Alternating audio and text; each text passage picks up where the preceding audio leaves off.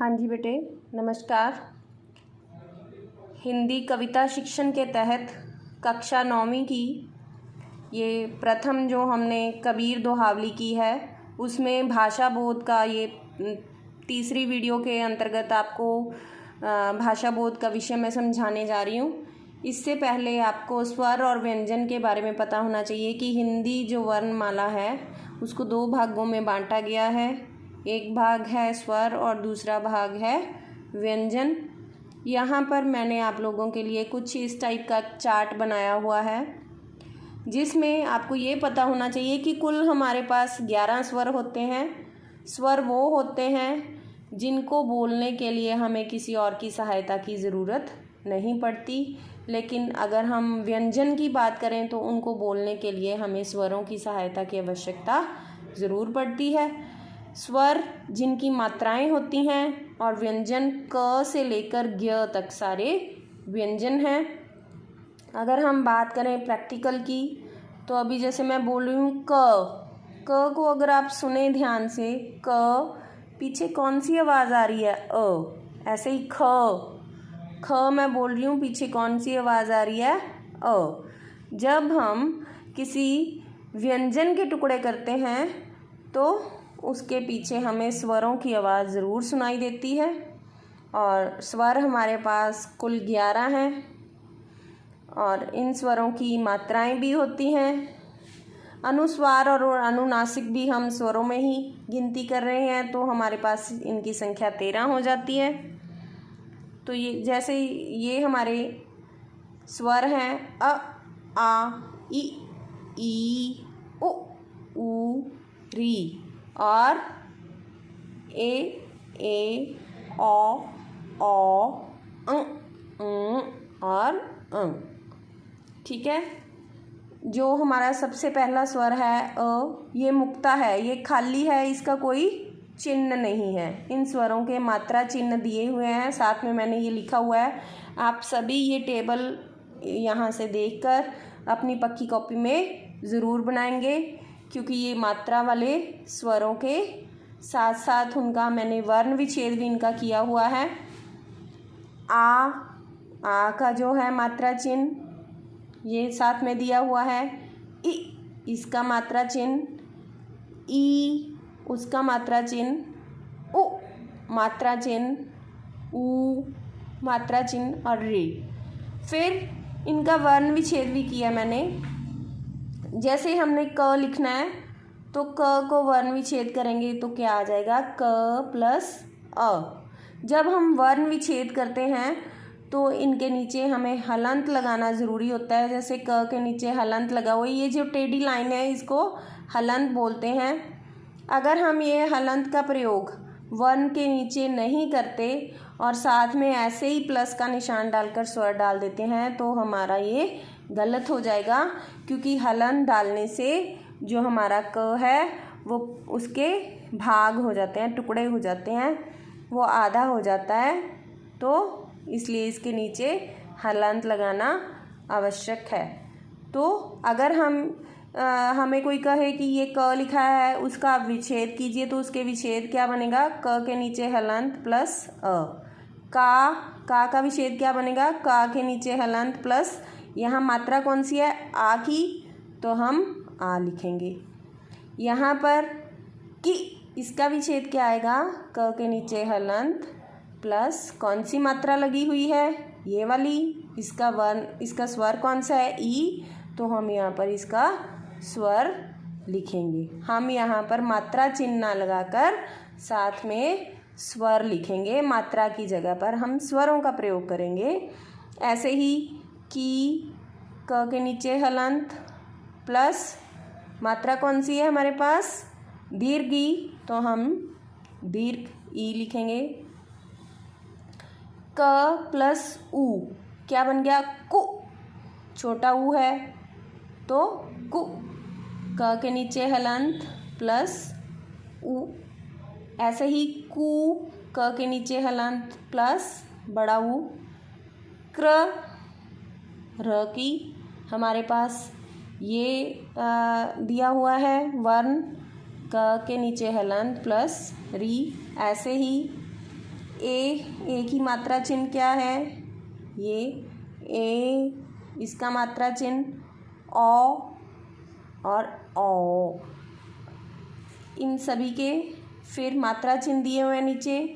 वर्ण विच्छेद किया हुआ है के। अगर हमें कहीं पर शब्द लिखा गया जो के से शुरू हो रहा है या जिसमें क के साथ ए की मात्रा या कोई भी मतलब ए की मात्रा लग रही है तो हम क्या लिखेंगे?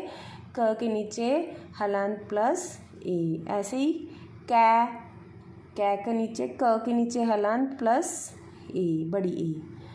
को क के नीचे हलंत प्लस ओ। कौ क के नीचे हलंत प्लस औ। अगर किसी शब्द के ऊपर बिंदी लगी हुई है तो क के नीचे हलंत प्लस अ। और फिर इसी तरह विसर्गें लगी हुई हैं किसी के साथ तो ये शब्द हम अंग, क के नीचे हलंत और अंग। और कई बार चंद्र बिंदु लगा होता है तो उसके भी ये चिन्ह हम प्रयोग करेंगे। इसके लिए हमें इसके अभ्यास के लिए पहले सबसे आप भाषा बोध लिखने से पहले आप ये पूरे का पूरा स्वर, मात्रा चिन्ह और वर्ण विच्छेद के साथ अपना पूरा टेबल अपनी पक्की कॉपी पर ऐसे ही बनाएंगे। इसका आप स्क्रीनशॉट ले लीजिए, बिल्कुल सेम टू सेम आप इसको कॉपी करेंगे। उसके बाद फिर इसका आप अभ्यास करेंगे।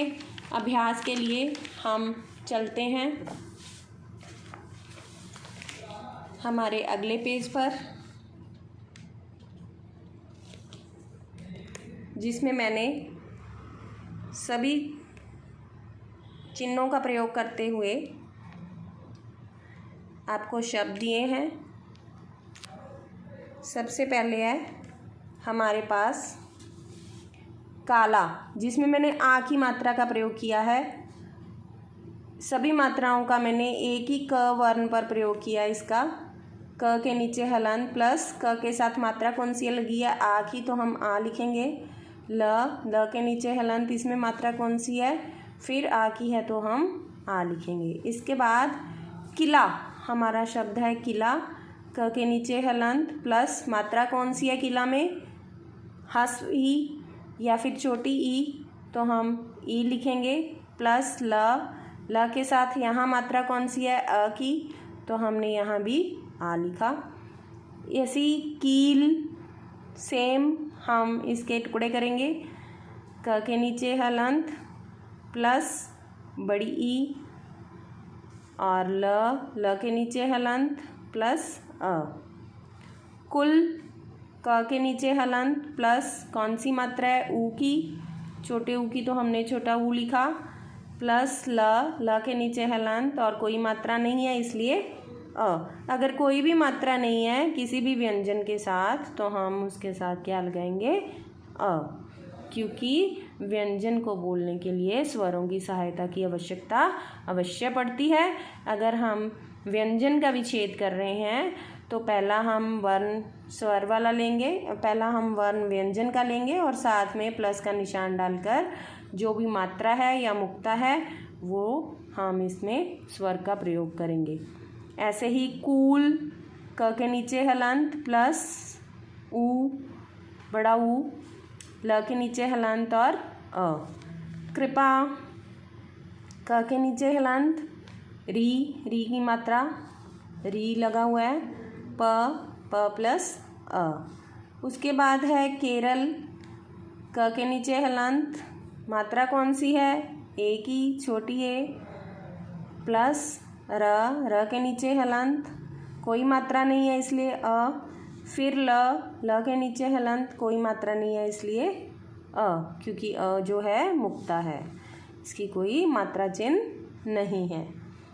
अगला हमारे पास शब्द आ गया कैसा। कैसा हमारा बड़े ए के साथ है। क के नीचे हलंत, मात्रा कौन सी है? बड़ी ए की, हमने वो लिखा। प्लस स के नीचे हलंत और मात्रा स के साथ कौन सी लगी है? आ की, तो हमने बड़ा आ लिखा। ऐसे ही कोप, क के नीचे हलंत प्लस ओ की हमारे पास मात्रा है इसलिए हमने इसका स्वर चिन्ह लिखा। ओ प्लस प के नीचे हलंत और कोई मात्रा नहीं है इसलिए अ। ऐसे ही हमारा कौरव, क के नीचे हलंत प्लस औ, फिर प्लस र के साथ अ, प्लस व के साथ अ। ठीक है बेटे। अगला हमारा जो अनुस्वार अनुनासिक मैंने आपको बताया, जैसे अगर किसी शब्द के ऊपर बिंदी आ जाए तो हमने उसके टुकड़े करने हैं। तो हम क के नीचे हलंत प्लस ऊपर बिंदी है, प्लस स के नीचे हलंत प्लस कोई मात्रा नहीं है इसलिए अ। मुझे आशा है कि आपको ये अच्छे से समझ आ गए हो।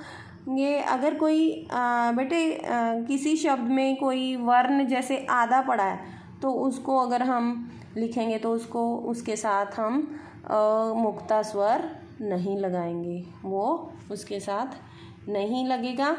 कुछ हमारी हिंदी में संयुक्त वर्ण दिए हुए हैं, संयुक्त व्यंजन दिए हुए हैं हमारे पास, तो इनके टुकड़े कैसे होते हैं तो आप ये भी देख लें।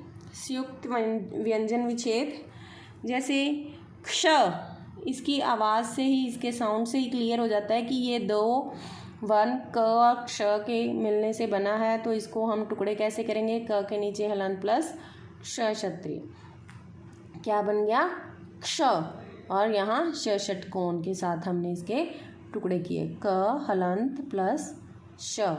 ऐसे ही त्र त हलंत प्लस र, जो पहला वर्ण है हमने इन्हीं के नीचे हलंत लगाया है, दूसरे वर्ण के पीछे हमने हलंत नहीं लगाया। इसी तरह हमारे पास श्र, श के नीचे हलंत प्लस र, और इनसे बनने वाले शब्दों के कुछ टुकड़े मैंने आपके लिए यहाँ करके रखे हैं, ये आप ज़रूर अपने कॉपी में नोट डाउन करेंगे। जैसे कक्षा, क के नीचे हलंत प्लस अ, कोई मात्रा नहीं है इसलिए अ। यहाँ हमनेक्षा लिखा है, क्ष के साथ आ की मात्रा लगी हुई है।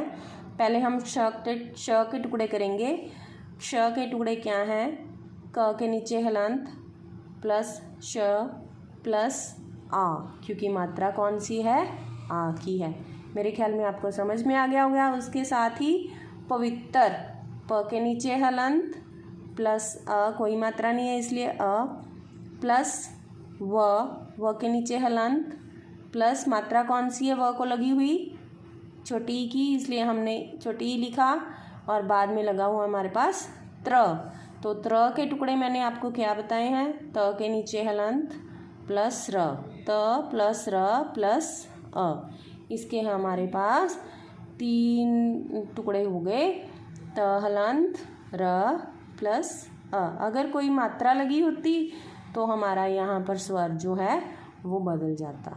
ऐसे ही ज्ञानी, ज के नीचे हलंत प्लस ण, इसके ये टुकड़े हैं, प्लस मात्रा कौन सी है, आ की, तो हमने आ लगाया, प्लस न के नीचे हलंत प्लस बड़ी ई की मात्रा लगी हुई है इसलिए हमने ये बड़ी ई लगाई है। ऐसे ही हमारे पास है श्रमिक, श्र, ये कौन सा व्यंजन है, श्र, श और र, इसके टुकड़े श हलंत प्लस र, कोई मात्रा नहीं है इसलिए अ। फिर अगला हमारे पास व्यंजन है म के नीचे हलंत, म को मात्रा कौन सी लगी हुई है, छोटी की, इसलिए हमने छोटी ई लिखा, और क के नीचे हलंत और कोई मात्रा नहीं है इसलिए अ। तो शायद आपको ये अच्छे से समझ में आ गए होंगे। अभी हमारे पास जो भाषा बोध के भाग हैं, वो जो हमारे इस पाठ में भाषा बोध है उसके हम उस पर चलते हैं। भाषा बोध, सबसे पहले मैंने यहाँ एक वर्ण शब्द लिखा है कमल, कोई मात्रा नहीं है सब में, पूरे शब्द में, क हलंत प्लस अ, म हलंत प्लस अ, ल हलंत प्लस अ।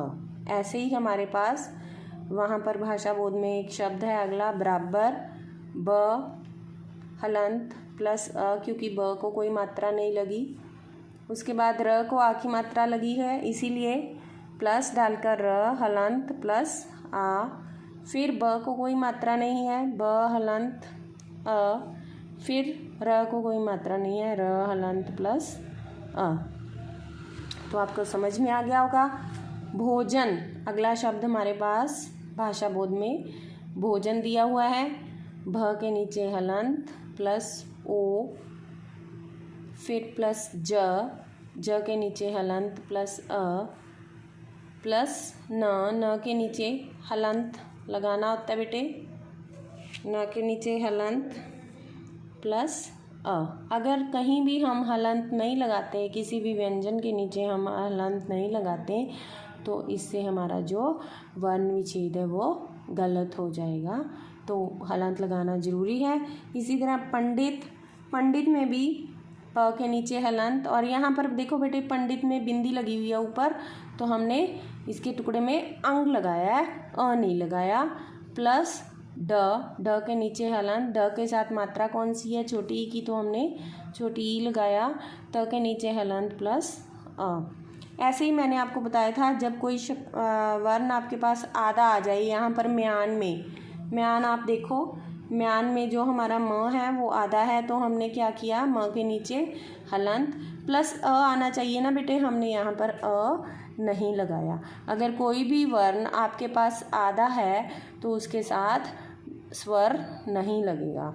हम बस वो व्यंजन लिखकर उसके नीचे हलंत लगाएंगे और हम अगले व्यंजन पर चले जाएंगे। प्लस य के नीचे हलंत प्लस मात्रा य को कौन सी लगी है, आ की, आ प्लस न के साथ कोई मात्रा नहीं है इसलिए अ। ऐसे ही हमारे पास अगला जो शब्द है बरसाना, बरसाना नहीं, बरसना। ब के नीचे हलंत प्लस अ, र के नीचे हलंत प्लस अ, स के नीचे हलंत प्लस अ, और न के नीचे हलंत प्लस आ। तो मेरे ख्याल में आपको भाषा बोध का ये टॉपिक अच्छे से समझ में आ गया होगा, वर्ण विच्छेद का। अगर आपको नहीं समझ में आया तो आप मुझे कमेंट करके बता सकते हैं, या फिर इस वीडियो को दोबारा सुन सकते हैं, समझने की कोशिश कर सकते हैं। अगर फिर भी नहीं समझ में आया तो आप मेरे से फ़ोन पे बात कर सकते हैं। परंतु आप भाषा बोध के लिए सबसे पहले ये स्वर का चार्ट बनाएंगे, जो मैंने आपके लिए बनाया। आप इसका स्क्रीनशॉट ले लीजिए, ये स्वरों का चार्ट, क्योंकि अगर ये आपको स्वर, मात्रा चिन्ह, फिर उनका विच्छेद करना आएगा तो ही आपको वर्ण विच्छेद अच्छे से आएगा। कई बार ये हमें पता ही नहीं होता कि इस मात्रा का एक्चुअल में स्वर कौन सा है, तो ये हमें नहीं आ सकता।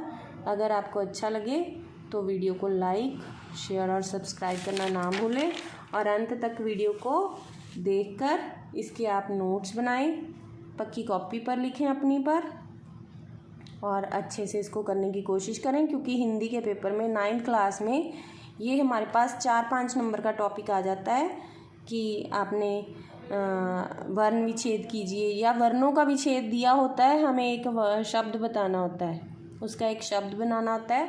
ये हमें तभी आएगा अगर हमारी प्रैक्टिस इसके लिए बहुत अच्छे से की होगी। इसके साथ ही आप संयुक्त व्यंजन ज़रूर सीखें, क्योंकि कक्षा 9th में जाकर ये व्यंजन आपको आ जाते हैं पेपर में। आप इन सब का एक एक स्क्रीनशॉट लेकर अपनी कॉपी पर नोट डाउन करें, अभ्यास करते रहें। अभ्यास से ही आप हिंदी शिक्षण अच्छे से सीख पाएंगे, हिंदी शिक्षा का ज्ञान आपको अच्छे से हो जाएगा। धन्यवाद।